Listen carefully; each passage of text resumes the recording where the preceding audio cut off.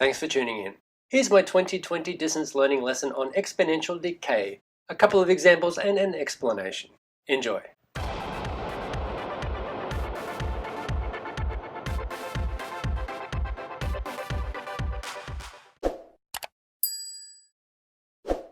This is exponential decay. So we've done exponential growth, right, when it goes up, up, up, up, up. But exponential decay is when it's going down, okay? And so we're going to get a graph here that goes down. I shouldn't actually say this, I don't want to give it away. But what we're going to do here is graph this. So here is a function, and we're going to graph it by doing a whole table of values here, okay? So let's just put in some values here.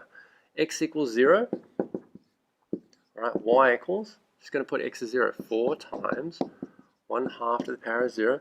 This might be different from the way the textbook does it, but I like to do it, so we use what we've learned so far in chapter 8. Anything to the power of 0 is 1, so 4 times 1, which is 4. All right, that's our y-intercept, 0, 4, so that's going to go through here. X is, let's do another one, 2. If x is 2, y equals 4 times 1/2 squared. How do we do that? Oh, we've got to use one of your exponent rules. You remember this one? If I've got a over b to the power of m, then this becomes a to the m over b to the m. So whenever you raise a fraction to a power, you just do the power to the top and the bottom, kind of like a distributive property. So it becomes 1 squared over 2 squared, which is 4 times 1/4. 4 times 1/4 is 1. So when x is 2, y is 1. 2, 1. Where's that? Oh, that'll be about there. 1/4 of the way to 4. Let's try one more. Let's do x equals -3. So y equals 4 times 1/2 to the power of -3. How do we do negative exponents? Okay, we do 1 over, and then we do the positive exponent. Cubed. 4 times 1 over. How do I do 1/2 cubed? Same as this, all right? You just do 1 cubed on top and 2 cubed on the bottom, which is 8. Yuck! How do I do this? Well, this is 1 divided by 8. If I wrote it like this, 1 divided by 1/8. If I write it like that, it might look a bit more familiar.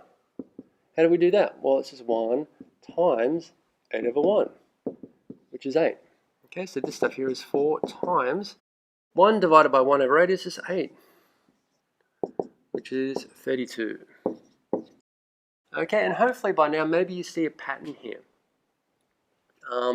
Exponential functions look like this. Y equals a times b to the power of x.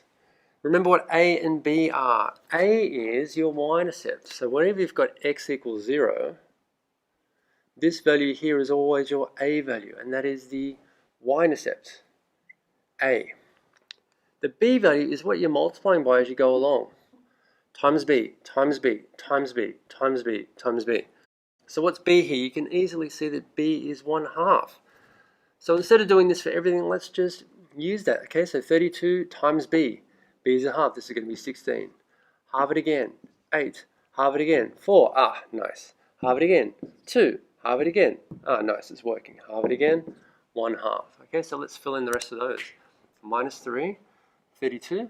What is that? Way up there. -2, 16 is about there. -1, 8, there. 1, 2, about halfway. 2 and 3, 1/2. Well, that's going to be really small. Okay, and if you draw that line nice and smooth, remember, there's no sharp bits and there are no straight bits. It's all curved. Remember, it gets closer and closer to the x-axis but doesn't touch it. In other words, x is an asymptote. Remember, it doesn't turn and come back up. Don't do that. Remember, it doesn't bend here and come back. It keeps going out, keeps going right. But if we wanted the domain and range, the domain is all x values, all real x values. The range is only from y is 0, okay? Y is greater than 0. Oh, let's just write it up there anyway. Domain, all x values, or all real numbers. The range, y is greater than or equal to 0. That's wrong, okay? y is not 0. It never touches the x-axis. It never touches y equals 0. It's only y is greater than 0. Okay, and just one last thing I want to show you. So what's the difference between exponential growth and exponential decay? The formula is the same. Y equals a times b to the power of x. This is weird because it's the same formula for growth and decay. Growth is the same formula, and it looks like this.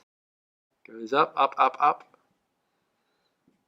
X, Y, A. But what makes it growth? When it's growth, the b value is greater than 1. Okay, if b is 1.1, 1.2, b is 2, 4, 6, 100, you're going to get growth. For decay, it's going to look like this, but the formula is the same. But when do we get decay though? Decay happens when b is a number between 0 and 1. 0, 1, when b is between 0 and 1. So in other words here, what's b? B is a half here. So because b is a number between 0 and 1, it's going down. If b is a number larger than 1, it's going to go up. What happens when b equals 1, by the way? Just curious.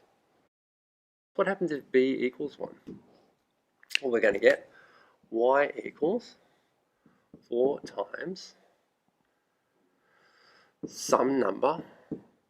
We're using this example.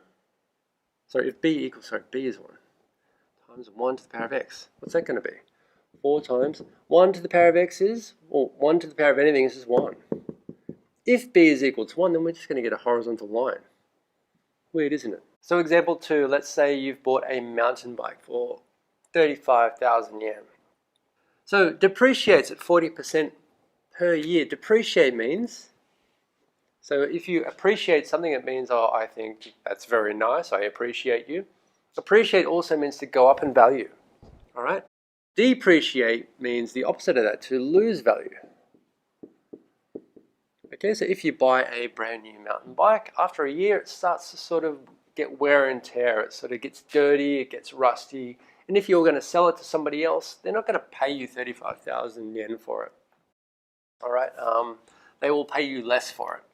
So the value depreciates. Same with a car, computer, all that kind of thing. Goes down in value. Let's write the decay function. So this is the starting value, okay? That's your y value. 35,000 yen. Sorry, that's not your y value, that's your a value. A is 35,000 yen. So our function is going to be y equals a times b to the power of x. Sometimes when we're using time though, we switch it to t. Okay? And we can put in the y value straight away. Y equals 35,000 times b. We've got to figure out what b is. So we use this percentage here.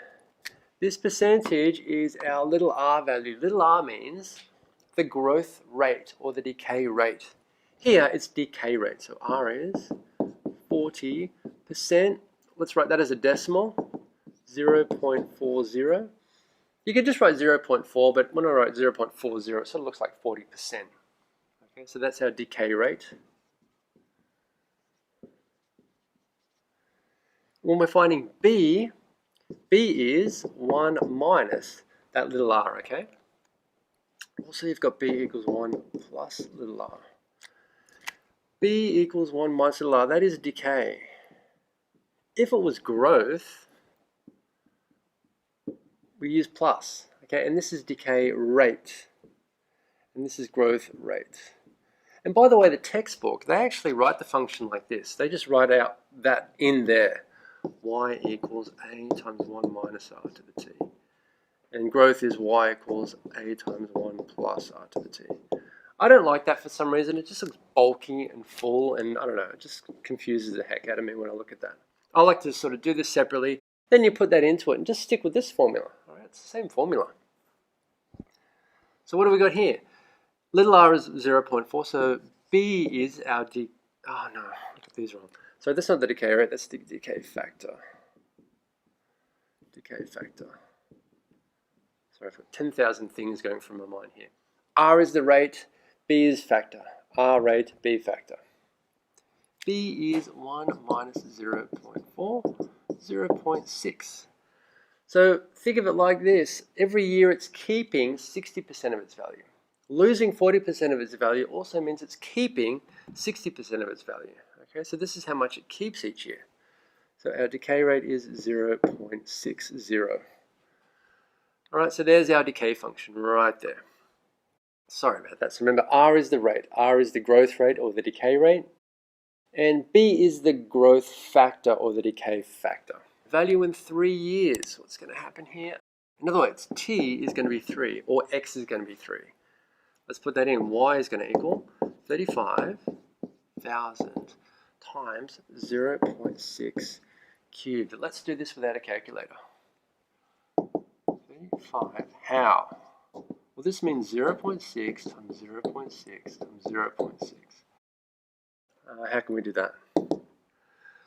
0.6, so to start with 0.6 times 0.6. What's that? 6 6s are 36. Decimal 1, 2, 1, 2.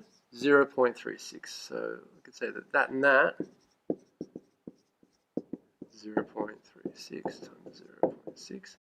0.36 times 0.6, what's that? 6 6s are 36. 6 3. 6 3s are 18 to 1. Decimal 1, 2, 3. 1, 2, 3. 0.216. So this is going to turn into 35,000 times 0.216. Now let's do that. 35,000 times 0.216. Let's do it. What I would do is 216 times 35. What's that? And later on, whenever you get the answer, I'm going to let you to do this, and I want you to comment on what the answer is without a calculator. All right, you get your answer here, and at the end you put in put in the 3 zeros, and then put the decimal here. 1, 2, 3. 1. The decimal should just go there actually. All right. So what's the mountain bike worth after 3 years?